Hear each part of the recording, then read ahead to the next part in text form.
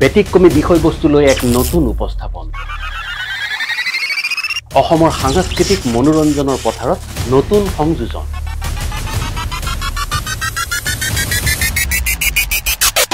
আপোনাৰ কাষলৈ আহি আছে 2025 1 আগষ্টৰ পৰা এটা সেনসিটিভ বিষয়বস্তু হসা ঘটনা হৃদয় বিদাৰক ঘটনা আজিৰ পৰা বহু বছৰ আগতেই ঘটিছিল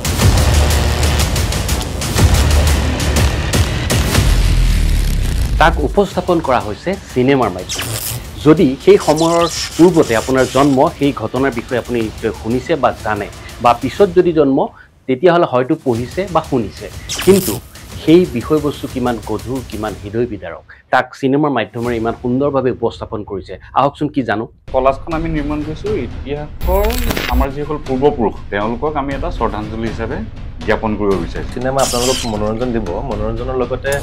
এখন উপন্যাস পঢ়াৰ নিচিনা বিষয় এটা হ'ব আচলতে কলা সেই সময়ৰ মানুহখিনি কেনেকুৱা আছিল ৰ'দে বতাহে ঘূৰি নিজৰ কাম কৰে উত্তৰ কৰি চিনেমাখন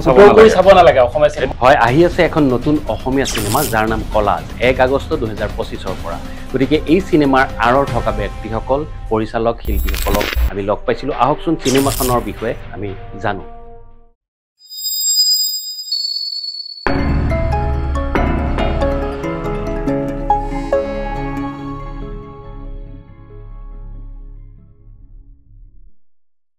এই যে ছবিখনৰ কথা ক'লো কলাজ সৌভাগ্যবশতঃ তাৰ পৰিচালক মোৰ বহুত ভাল বন্ধু গুৱাহাটীত আমি বহুত দিন একেলগে কাম কৰিছিলোঁ একেলগে আছিলোঁ আড্ডাত আমি জড়িত হৈছিলোঁ সেয়া হৈছে আমাৰ এয়া অমৰদীপ গগৈ গতিকে আজি পৰিচালক হিচাপে লগতে বন্ধু হিচাপেও লগ পাইছোঁ এতিয়া মই পৰিচালক বন্ধু অমৰৰ পৰা এইটো বস্তু জানিব বিচাৰিম যে দৰ্শকে কলাজখন কিয় চাব কাৰণ কি কলাজ চাবলৈ যে আগবাঢ়ি যাব তাৰ কাৰণটো মই পৰিচালকৰ মুখৰ পৰা ডাইৰেক্ট আপোনালোকক জনাব বিচাৰিছোঁ দিব ধন্যবাদ মানে কলাজখন এইকাৰণে চাবলৈ যে কলাজখন আমি নিৰ্মাণ কৰিছো ইতিহাসৰ আমাৰ যিসকল পূৰ্বপুৰুষ তেওঁলোকক আমি এটা শ্ৰদ্ধাঞ্জলি হিচাপে জ্ঞাপন কৰিব বিচাৰিছো কাৰণ আমাৰ কাৰণে আমাৰ পূৰ্বপুৰুষে যথেষ্টখিনি ত্যাগ স্বীকাৰ কৰি গৈছে সেই সময়ত আমাৰ যি সময়ৰ আমি চিনেমাখন আমি যিটো পিৰিয়ড লৈছো যিটো পিৰিয়ডক লৈ আমি চিনেমাখন নিৰ্মাণ কৰিছো 1977 চনৰ পৰা 1983 চনলৈকে 1977 চনত অসমত লাহে লাহে নক্সাল আন্দোলনটো হিপাব আৰম্ভ কৰিছিল কিন্তু তাৰ মাজতে 1979 চনত অসম আন্দোলন আৰম্ভ হয় যেটো আন্দোলন 6 বছৰ ধৰি চলিছিল অবৈধ বিদেশী প্ৰব্ৰজনৰ বিষয়ে আৰু সমান্তৰালভাৱে আলফাৰ মুভমেন্টটো সেই সময়তে আৰম্ভ হয় এই পিৰিয়ডটো খুব ক্ৰুচিয়েল পিৰিয়ড এটা আমি 85 লৈকে যোৱা নাই আমি 83 চনত যেটো অসমৰ ৰাইজে অবৈধ ইলেকশ্যন বুলি কৈছিল তে আমি হেখিনিলৈকে আমি পিৰিয়ডটো সামৰিছো এতিয়া মোৰ লগত আছে কলাজ ছবিখনৰ এটি মূল চৰিত্ৰত অভিনয় কৰা কুলকুল্লীপ এয়া কুলকুল্লীপ আৰু তেখেতে অভিনয় কৰিছে বৈকুণ্ঠ বুলি এটা চৰিত্ৰত গতিকে প্ৰথমেই মই কুলকুল্লীপৰ মানে অভিজ্ঞতা প্লাস অনুভৱ কেনেকুৱা কলাজ ছবিখনত অভিনয় কৰি সেই বিষয়ে জানিব বিচাৰিম অকমান ধন্যবাদ দিবদা প্ৰথম অভিজ্ঞতাটো হ'ল আমি হাই স্কুল পঢ়ি থকা সময়ত মই অফলাইন আপোনাক শ্বেয়াৰ কৰিছোঁ আচ্ছা আপোনালোকৰ কামবিলাকে বহুত এনাৰ্জি দিছিলে আৰু সেইবিলাকে আমি হাই স্কুল কলেজ এইবিলাকত মিমিক্ৰি আকাৰে কৰি নকল আকাৰে কৰি আমি আগবাঢ়িছোঁ এইটো প্ৰথম মুখামুখি হ'ল আপোনালোকৰ সেইটো মোৰ ভাল লগা কথা আৰু কলাজৰ অনুভৱ বৰ ধুনীয়া অনুভৱ কলাজে আচলতে আমি অভিনয় চৰ্চা কৰি থকা মানুহ অভিনয়ৰ চৰ্চাটো ক্ৰমশ কৰি থকাৰ ক্ষেত্ৰত কিছুমান ষ্টেপ আহে কিছুমান কাম এনেকুৱা ধৰণৰ কাহে যিটো কামে বহুত আকৌ শিকিবলৈ বাধ্য কৰায় বহুত বুজিবলৈ বাধ্য কৰায় তো কলাজে তেনেকুৱা ভূমিকা এটা লৈছে মোৰ ক্ষেত্ৰত চৰিত্ৰ নিৰ্মাণৰ ক্ষেত্ৰত কাৰণ সময়সীমাটো বহুত পুৰণি সময় শাৰীৰিকে মানসিকে আমি সেই জেগাটোলৈ যাবলগীয়া হৈছে কলাজৰ কাৰণে এইবাৰ মোৰ লগত আছে এই কলাজ ছবিখনৰ এটি মূল চৰিত্ৰত অভিনয় কৰা অভিনেত্ৰী কাব্যশ্ৰী হাজৰিকা ইয়া কাব্যশ্ৰীৰ ঘৰ যোৰহাটত আৰু কাব্যশ্ৰী এটা সুন্দৰ চৰিত্ৰ ইয়াত অভিনয় কৰিছে আৰু এটা কথা মই যেতিয়া কাব্যশ্ৰীক লগ পালো তেতিয়া মই এটা কথা বুজি পালো যে চিনেমাখনৰ যেটো সময়কাল হেতু হল 1977 to 1983 সেই সময়ত আমাৰ জন্ম হৈছিলহে গতিকে কাব্যশ্ৰী এতিয়া 23 বছৰীয়া মাত্ৰ গতিকে সেই সময়ৰ এটা চৰিত্ৰত কাব্যশ্ৰীয়ে যেতিয়া নিজকে উপস্থাপন কৰিবলৈ যাব তাই চাগে বহুত হৈছে বহুত ষ্টাডি কৰিব লগা হৈছে হয়তো গুগল সাৰ্চ কৰিব লগা হৈছে সেই সময়ৰ ছোৱালীয়ে কেনে ধৰণৰ ড্ৰেছ পিন্ধিছিল মানে হেয়াৰ ষ্টাইল কৰিছিল ইত্যাদি এইবিলাক তথাপিও কাব্যশ্ৰীয়ে চৰিত্ৰটো পাই পেলাই কেনেকুৱা অনুভৱ হৈছিল তোমাৰ সেই সময়ৰ চৰিত্ৰটো পাই এজনী অসমীয়া ছোৱালী হিচাপে এজনী গাঁৱৰ ছোৱালী হিচাপে চৰিত্ৰটো খুব আপোন লাগিছিল যেতিয়া শুনিছিলো আৰু প্ৰথম সিনেমা যেহেতু বহুত ভাল লাগিছে মই ইমান সোনকালে যে এটা আগতে কোনোবা মানে স্ক্ৰিনত মানে কেমেৰাৰ সন্মুখত অভিনয় হৈছিল নে বাৰু মই যেহেতু ইনষ্টিটিউটত পঢ়ি আছিলো তাতে প্ৰেক্টিচ কৰা হৈছে কিন্তু প্ৰফেশনেলি এখন প্ৰথম সিনেমা কাৰণ মই গুৱাহাটী যোৱা 2 বছৰ অমৰক হেতু কিন্তু সেলুট মানিব লাগিব দেই বাৰু যে নক 2 বছৰ হোৱাই নাছিলে আৰু মই অনুপ ছাৰ পাকিজা মেমে অমৰদাহঁতক কৈছিলে আমাৰ কথা অডিশ্যন দিলো তাৰ পিছত পালো হে ভাল লাগিলে পাই চৰিত্ৰটো পাই বহুতখিনি অমৰদাই ক'লে কেনেকে কি কৰিব লাগিব হোমৱৰ্ক হেমতে কৰিলো তাৰ পিছত শুটিঙৰ সময়তো কুলদাহঁতে বা বিদ্যা সবে বহুত সহায় কৰিছে কেনে যেহেতু মোৰ ডায়লগ নাই সিনেমাখনত গতিকে এক্সপ্ৰেছনৰে হেৰি বহুত মানে ভয় লাগিছিলে কেনেকে মই বস্তুখিনি অনুভৱ কৰি মুখত এক্সপ্ৰেছনটো দিম আমাৰ গোটেই সিনেমাখনৰ মূল কথাটো হৈছে ইতিহাসত যিবিলাক মানুহৰ কথা কোৱা নাযায় নেতা মন্ত্ৰী এইবিলাকৰ কথাই সাধাৰণতে কোৱা যায়তো আমি লৈছো সেই সাধাৰণ কৰ্মীসকলৰ পৰিয়ালবিলাকৰ কি হ'ল আচ্ছা পৰিয়ালবিলাকে কেনেকৈ চাফাৰ কৰিছিল কিন্তু তেওঁলোকৰ কথাটো কোনো নকয় গতিকে আমি ভাবিছো যে সেই পৰিয়ালবিলাকৰ যিটো ত্যাগ যিখিনি কষ্ট কৰিছিল যিখিনি তেওঁলোকৰ অসমৰ সমাজ জীৱনৰ প্ৰতি যিটো অৱদান সেইখিনিক স্বীকৃতি দিয়া দৰকাৰ সাধাৰণ হিচাপে গতিকে আমি কলাজখনত আমি বেলেগ বেলেগ কাহিনী কৈছো সাধাৰণ মানুহৰ মানে কেইবাটাও কাহিনী কোৱাৰ কাৰণে আমি কলাজ নামটো দিছো আৰু তাতে সৰহভাগ কাহিনী মহিলা হেৰি অৰিয়েণ্টেড যদিও আমি মূল প্ৰটাগনিষ্ট দুজন আমি পুৰুষ চৰিত্ৰ ৰাখিছো তেওঁলোক যুগসত্য হিচাপে আছে তেওঁলোকৰ যথেষ্ট গুৰুত্বপূৰ্ণ এটা তেওঁলোকৰ ফেজ আছে তাতে আৰু বাকি যিখিনি কাহিনী কৈছো তেওঁলোকৰ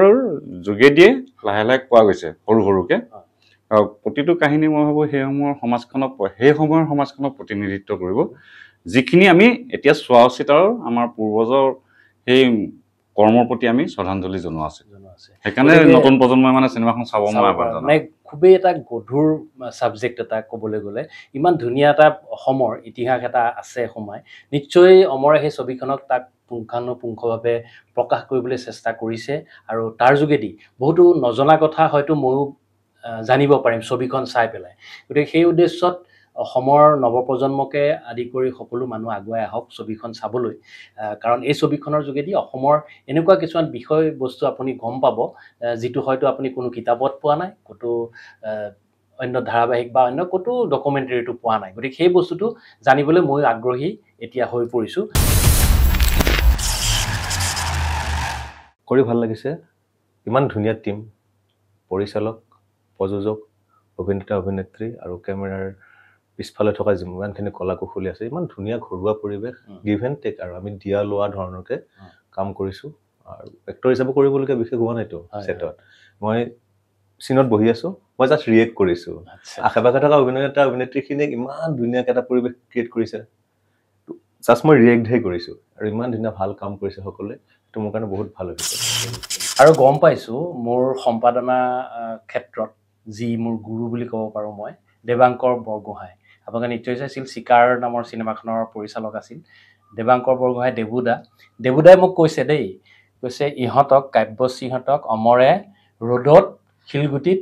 খোজ কঢ়াই মৰাইছে জাননে মই কথাটো শুনি আচৰিত হৈছোঁ সেই বিষয়ে অকণমান কোৱাচোন তোমাৰ অভিজ্ঞতা কেনেকুৱা কি মানে আচলতে চৰিত্ৰটোৰ প্ৰতি সোমাবৰ কাৰণে ব্যৱস্থাটো কৰিছিল নেকি হয় হয় নিশ্চয় আচলতে কি হয় মই তেতিয়া গুৱাহাটীত পঢ়ি আছিলো ন ভিতৰতে থকা হয় ৰুমত আৰু সেই সময়ৰ মানুহখিনি কেনেকুৱা আছিলে ৰ'দে বতাহে ঘূৰি নিজৰ কাম কৰে তেনেকুৱা ধৰণৰ গাৰ বৰণ এতিয়া আমাৰ নিচিনা নহয় বহুত বেলেগ ধৰণৰ তেওঁলোকে খোজ কঢ়াৰ ধৰণ বেলেগ ধৰণৰ কাপোৰ চাদৰ মেখেলা যিহেতু পিন্ধি থাকে গতিকে সেইখিনি কৰিবৰ কাৰণে আমাৰ য'ত শ্বুটিং হৈছিলে তিতাবৰ মাজগাঁও মাধৱপুৰত তাতে ৰাস্তাত শিলগুটি আৰু তাতে মোক এদিন কৈছে যে তই এতিয়া খোজকাঢ়িব লাগিব ইয়াতে চাদৰ মেখেলা এযোৰ পিন্ধি ল তাৰপিছত কলহ এটা লৈ কলহেৰে পানী অনাও প্ৰেক্টিচ কৰিব লাগিব সেইখিনিতো প্ৰেক্টিচ নাই ঘৰত আৰু ইমান ডাঙৰ এটা কলহ বহুত পানী ধৰে মানে 5 লিটাৰতকৈ বেছি হ'ব চাগে সেইটো লৈ খোজকাঢ়াই আমাৰ চন্দন দাই বিদ্যাকে মুখে লৈ গৈছে গৈ এখন নৈ এখন পাইছোগে আৰু তাতে একদম চাদৰ মেখেলা পিন্ধি চপিয়াই দিছো নৈতে পুৰা সাঁতুৰিছো বিদ্যা সাঁতুৰিবলৈ শিকাইছে মানে বহুত কিলোমিটাৰ খোজকাঢ়িছো তাৰপিছত কলহত পানী তোলা প্ৰেক্টিচ কৰিলোঁ, কৰি কৰি হাত বিষাই গৈছে। সেই পানী লৈ আকৌ মই যিমান দূৰ গৈছোঁ সিমান দূৰ উভতি আহিছোঁ, বুজিছেনে? তিতা মেখেলা চটপ মাৰি আহিছে, আহি একদম মানে যেতিয়া ঘৰ পাই মই মানে হাতখন গম নাপাওঁ আৰু বহুত দিন কেঁচুৱা ল'লে যেনেকুৱা হয় মানে হাতখন একদম হেৰি হয়, চূণ হৈ যোৱা নিচিনা আৰু। মানে অন কেমেৰা নহয়, অন কেমেৰা অফ কেমেৰা তাৰ অকণমান তেনেকুৱা চিন এটা আছে আৰু সেইখিনি কষ্ট কৰিছিলো, কিন্তু ভাল লাগিলে সেইখিনি। সেইখিনি মানে কি ক'ম আৰু, ভাল লাগিছিলে কৰি, মনত আছে এতিয়া। তেনেকুৱা ধৰণে আমাৰ পুৰণা শিল্পীসকলো তেনেকুৱা বহুত কষ্ট কৰিছিল। এটা চৰিত্ৰত মই ইণ্টাৰভিউ এটা চাইছিলো, আমাৰ ইন্দ্ৰ বনিয়া হালধীয়া চৰাই বাওধান খাই কৰিবলৈ যাওঁতে তেওঁ কি সেই চৰিত্ৰটোত কেনেকে সোমাইছিল, সেইটো মনত পৰি গ'ল তুমি কথাটো কোৱাৰ লগে লগে। আৰু যিয়ে নহওক ছবিখনত এতিয়া যিহেতু ২০২৫ চনত নিৰ্মাণ কৰা হৈছে, তাত কাৰিকৰীভাৱে বা শিল্পী কলা কৌশলীসকলৰ বিষয়ে অকণমান অমৰ মুখেৰে জানিব বিচাৰিছো। যিহেতু পৰিচালক তেখেতে গোটেইখিনি পৰিচালক মিডিয়া হয় আচলতে চিনেমা বস্তুটোৱে, গতিকে সেই বিষয়ে অকণমান অমৰৰ পৰা জানিব বিচাৰিম। বৰ্তমান সময়ত নৱপ্ৰজন্মৰ কাৰণে টেষ্টটো দিবই লাগিব, গতিকে তাৰ কাৰিকৰী কৌশল বা শিল্পী কলা কৌশলীসকলৰ প্ৰভাৱটো কেনেকুৱা, মানে আপুনি ছেটিছফাইড নে গোটেই বস্তুটো অকণমান দিব? প্ৰথমে মানে শলাগ ল'ব লাগিব আমাৰ প্ৰযোজক সুমিত্ৰা হাজৰিকা বাইদেউ। তেখেতে সাহসেৰে এই চিনেমাখন কৰিবলৈ ওলাই আহিছে, কাৰণ এনেকুৱা এটা ছাবজেক্ট লৈ কৰাটো খুবেই কঠিন কাম। আৰু তেখেত নিজেও আন্দোলনৰ লগত সেইবিলাক আন্দোলনৰ লগত জড়িত আছিল, গতিকে কিছু প্ৰত্যক্ষ প্ৰভাৱ তেওঁৰ আছে কাহিনীত, যিহেতু তেখেতৰে সুমিত্ৰা হাজৰিকা বাইদেউৰ কাহিনী। বাকী সেই কাহিনীটোক চিত্ৰনাট্য কৰি যেতিয়া মই লিখিছো, তেতিয়া কিছুমান ইমেজ আহি থাকে নহয় লিখি থাকোঁতে, তুমি নিজে জানা, নিজে লিখা যেতিয়া। তো সেই ইমেজ মতে মই মানুহ কিছুমান বিচাৰিছিলো, মই কোনো ষ্টাৰক বিচৰা নাই সেইকাৰণে, যে সেই ইমেজৰ লগত কাৰ মিলিব চেহেৰাটো। তো মই বিচাৰি কুলদীপক পাইছিলো, বিভিন্ন চ'ৰ্চৰ পৰা আহিছে, যে মোৰ কিছুমান বন্ধু আছে, তেওঁলোকক কোৱা পাছত তেওঁলোকে ক'লে যে আমুকক এপ্ৰ'চ কৰিব পাৰে। আমি চাই কুলক পালো, ৰাজীৱ কলিতাক পালো, তেনেকে তেওঁলোক দুজনে মোৰ পুৰুষ প্ৰটাগনিষ্ট চৰিত্ৰকেইটা কৰিছে। তো নতুন ল'ৰা ছোৱালীও মই বহুত পালো, যাৰ লগত কাম কৰি মই যথেষ্ট ছেটিছফাই। তো কাব্যশ্ৰী হাজৰিকা আহিল, তুলিকা ৰাজখোৱা বুলি আমি যোৰহাটত শ্বুটিং কৰিছিলো, তাৰে এগৰাকী ছোৱালী, কোনোদিন কেমেৰা তেখেতে দেখা নাই। তো তুলিকাই যথেষ্ট ভাল কাম কৰিছে। তাৰপিছত মেঘালী কলিতা বুলি NSD ছোৱালী এগৰাকী পাইছিলোঁ, যিটো আমাৰ চাহ বাগানৰ এটা ডাঙৰ ভূমিকা আছে আমাৰ চিনেমাখনত। আমি সাধাৰণতে চাহ বাগান বুলি ক'লে চাহপাতৰ বাহিৰে বা বনোৱা বাহিৰে আমি বিশেষ ধৰণে একো হেৰি নকৰোঁ, বা চিনেমাত কৰিলে ৰোমান্টিক এটা ফিলত কৰা যায়। কিন্তু আমাৰ ইয়াতে সংগ্ৰামী এটা ইতিহাস চাহ বাগানৰো আমি দেখাইছোঁ। তাত মেঘালী কলিতা আৰু অপূৰ্ব বৰ্মন এই দুজনে খুব ভাল অভিনয় কৰিছে। তাতকৈ ডাঙৰ কথা, আমি যোৰহাটত আৰু এজন ভাল অভিনেতা বিচাৰি উলিয়াইছিলোঁ, সেইজন হৈছে দীপক তাঁতী, চাহ মজদুৰ যুৱক হয়। তেখেতে খুব ভাল অভিনয় কৰিছে তাতে সেই আমাৰ চিনেমাখনত। ৰাইজে চালে গম পাব।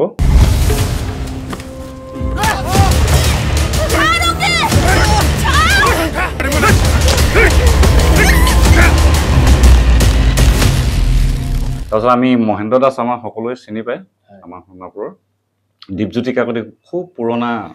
নাট্যকৰ্মী, তেখেতে খুব ভাল কাম কৰি আছে এতিয়া। তেখেতে যথেষ্ট আমাক সহায় কৰিছে বিভিন্ন ক্ষেত্ৰত। এই গোটেইখিনি, আৰু আমাৰ আৰু এগৰাকী আমি আইতা এগৰাকী লাগিছিল, মানে বুঢ়ী মানুহ এগৰাকী আমাক। তো আমি সেই য'ত শ্বুটিং কৰিছিলোঁ যোৰহাটৰ মাধৱপুৰত, সেই গাঁৱৰ ওচৰতে আমি ফাগুনী হাজৰিকা বুলি এগৰাকী আইতাক পাইছিলোঁ। তো সেই আইতাগৰাকীও খুব বঢ়িয়া অভিনয় কৰিছে চিনেমাখনত। তাৰ বিদ্যাভাৰতী আমাৰ আৰু এটা প্ৰটাগনিষ্ট আছিল, তেখেতৰ কেৰেক্টাৰটো যথেষ্ট মানে আটক ধুনীয়া বুলি ক'ব পাৰি, চালে গম পাব। তো তেখেতেও খুব ধুনীয়া অভিনয় কৰিছে। তাৰ উপৰিও অন্তৰা আছে, অন্তৰা জি চৌধুৰী, আমাৰ পুলক গগৈদেৱৰ ছোৱালী। গোটেই মানুহখিনি সৰহভাগ মানে হেৰিয়ে নতুন পুৰণি মিক্স, কিন্তু কোনো ধৰণৰ আমি মানে লৰালৰি কৰা নাছিলোঁ কাম কৰোঁতে। যথেষ্ট সময় লৈ কৰিছোঁ, মানে প্ৰি প্ৰডাকশ্যনটো। প্ৰডাকশ্যনত সেইকাৰণে আমাৰ টাইম লগা নাই, আৰু পোষ্ট প্ৰডাকশ্যন যথেষ্ট সময় লাগিছে। সিদ্ধান্তবোৰ সময়ত ল'ব লাগে।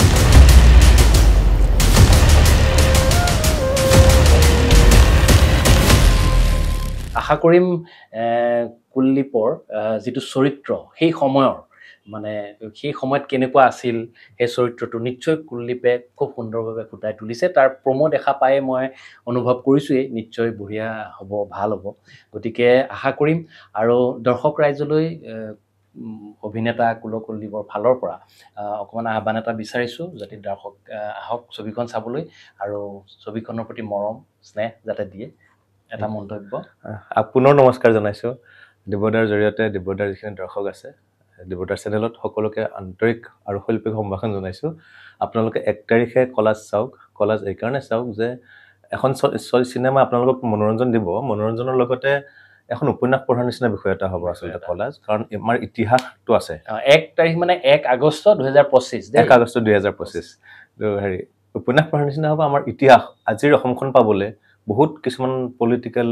সামাজিক ৰাজনৈতিক অৰ্থনৈতিক ষ্টেপ কিছুমান পাৰ হৈ আহিবলগীয়া হৈছে তো সেই সময়ৰ এটা ষ্টেপ কলাজে দাঙি ধৰিছে কেনেকুৱানো আছিল সেই সময়ৰ মানুহখিনিয়ে অনুভৱ কৰিব নিজক বিচাৰি পাব আৰু আমাৰ নৱৰ প্ৰজন্মই আমি তাক শিকিবলৈ পাৰিম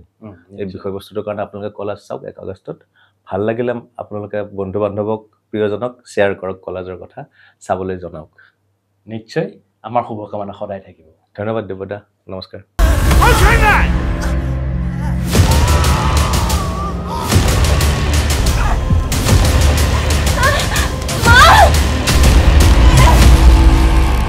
গতিকে চিনেমাখন নিৰ্মাণ কৰিবলৈ যাওঁতে আচলতে আঁৰত বহুতো কথা সোমাই থাকে সেইটো মই নিজেও ব্যক্তিগতভাৱেও জানো আৰু অমৰ খুব অভিজ্ঞ হয় বহুত পুৰণা এই লাইনটোতে লাগি থকা মানুহ গতিকে এটা কথা কওঁ অসমীয়া মানুহে অসমীয়া চিনেমা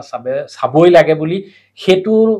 ভাৱধাৰাত যাব নালাগে কিন্তু অসমীয়া চিনেমা এখন বনাইছে ইমান ধুনীয়া ছাবজেক্ট গতিকে সেই ছাবজেক্টৰ প্ৰতি আকৰ্ষিত হৈহে আপুনি চিনেমাখন চাবলৈ আহক অসমীয়া চিনেমা এখন আহিছে আৰু আমি চাওঁহে দিয়ক সেইটো মনোভাৱ নহয় ভাল চিনেমা এখন ভাল ভাবেই চাবলৈ আহক সেইটো হিচাপেহে আহক মই সেইটোৱে বিচাৰোঁ আৰু অমৰৰ যিটো টিম গোটেই টিমে যি কষ্ট কৰিছে এই চিনেমাখনৰ কাৰণে সেইটো অলৰেডি অন কেমেৰা না অফ কেমেৰাটো মই অলৰেডি গম পাইছোৱেই কিন্তু মানে মই এইটো কথা তোমাৰ কথাত একদম এগ্ৰী মানে পুতো কৰি চিনেমাখন চাব নালাগে অসমীয়া চিনেমা একদম মানে অসমীয়া চিনেমা এখন আহিছে আমি অসমীয়া মানুহ সেইটো নহয় ভাল চিনেমা এখন এনেও চাব মানুহে গতিকে ইমান ধুনীয়া এটা ছাবজেক্ট লৈছে অমৰে গতিকে এই ছাবজেক্টটো এতিয়া শুনাৰ পিছত মই উৎকণ্ঠা হৈ আছোঁ কেতিয়া চিনেমাখন চাবলৈ পাওঁ সেই কাহিনীটো আমি তেতিয়া সৰু মানে আমি শুনা কথা সেইবিলাক আমাৰ পেহীহঁতৰ মুখত খুৰাহঁতৰ মুখত শুনো সেইবিলাক কথা আন্দোলনৰ সময়ৰ কথা এতিয়া যেতিয়া চিনেমা এখনত তাৰ প্ৰতিচ্ছবি হিচাপে দেখা পাম সেয়া নিশ্চয় মোৰ অলপ কৌতূহল এনেও বাঢ়িব গতিকে সেই উদ্দেশ্যলৈ মানুহ আহক হললৈ এই কলাজ ছবিখন চাওক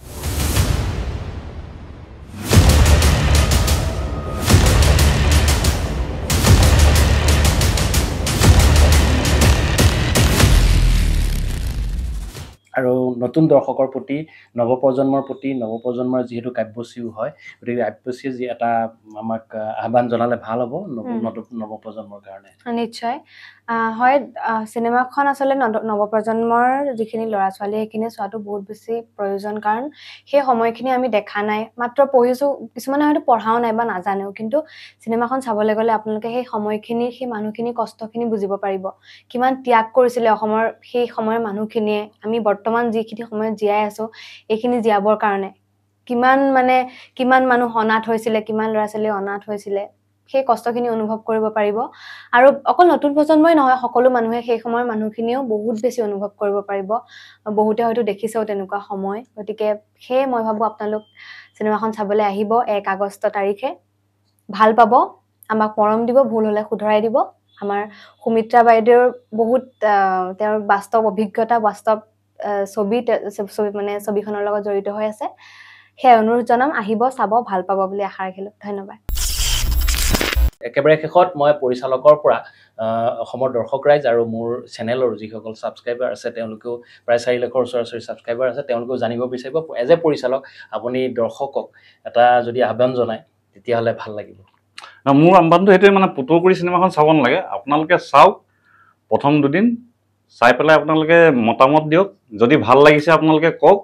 বেয়া লাগিলে আপোনালোকে প্ৰচাৰ নকৰিব কিন্তু অনুগ্ৰহ কৰি যদি ভাল লাগিছে চিনেমাখন কলাজখন চাই অনুগ্ৰহ কৰি আপোনালোকৰ বন্ধু বান্ধৱক কওক যে ভাল চিনেমা এখন চলি আছে আমি যিমান পাৰোঁ নিজৰ ফালৰ পৰা আমি সেইটো চেষ্টা কৰিছোঁ এখন ভাল চিনেমা কৰিবলৈ আৰু মই খুব পজিটিভ এইটো ক্ষেত্ৰত আশাবাদী যে মানুহে আপোনালোকে ৰাইজে চিনেমাখন চাই আপোনালোক নিৰাশ কেতিয়াও নহয় সেইটো মোৰ মানে আত্মবিশ্বাস হয়তো আপোনালোকে ভুল নুবুজিব কিন্তু এইটো মই এটা আত্মবিশ্বাসে ক'ব পাৰোঁ যে কলাজ চাই আপোনালোক নিৰাশ নহয় আৰু যদি আপোনালোকে দুই এজনে চিনেমাখন চাই চিনেমাখনৰ বিষয়ে বন্ধু বান্ধৱক কয় তেতিয়া আমি ভাবোঁ আমাৰ কষ্ট সাৰ্থক হ'ব আৰু সেই পিৰিয়ডটোত যিখিনি মানুহক আমি দেখুৱাইছোঁ সেই তেওঁলোকৰ ত্যাগক কিছু সন্মান জনোৱা হ'ব। 1 আগষ্ট 2025 তাৰিখৰ পৰা সমগ্ৰ অসমৰ বিভিন্ন ছবি হলত ছবিখন আহিব। আপোনাৰ যেতিয়াই সময় সুবিধা হয় 1 আগষ্টৰ পৰা কণ্টিনিউ থাকিব, যেতিয়াই সুবিধা হয় চিনেমাখন আহি চাওকহি, মৰম দিয়কহি আৰু ভাল এটা বিষয়বস্তু মনত লৈ যাওক। সেয়াই আমাৰ কামনা। কলাজ আগবাঢ়ি যাওক, কলাজে দৰ্শক ৰাইজৰ আদৰণি পাওক। সমূহ দৰ্শক ৰাইজৰ আশীৰ্বাদ বিচাৰিছোঁ আৰু আমাৰ ফালৰ পৰাও শুভকামনা থাকিল অমৰ আৰু পৰিয়াললৈ আৰু লগতে কলাজ গোটেই টিমটোলৈ। ধন্যবাদ। 1 আগষ্ট 2025 ছবি ঘৰলৈ আহিছে এখন নতুন চিনেমা আৰু চিনেমাৰ পটভূমি বৰ সুন্দৰ, চাবলৈ নাপাহৰিব। এয়া আমি লগত আছো টিম কলাজ।